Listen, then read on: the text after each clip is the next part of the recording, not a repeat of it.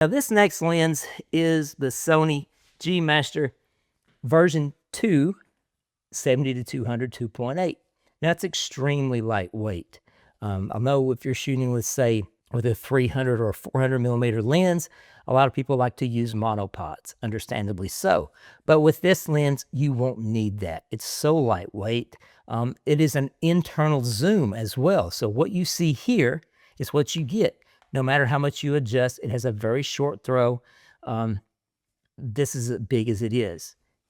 So this is probably the lens that is used the most by most every single game day photographer that there is, because of its versatility, going from 70 millimeters all the way to 200, allows you to get that compression. You know, you're shooting at 2.8, you're getting some great bokeh as well. So this lens, always, this is almost a must buy if you shoot game day action, is this 70-200 2.8.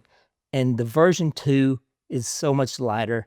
It is so sharp, lightweight. Highly, highly recommend this lens.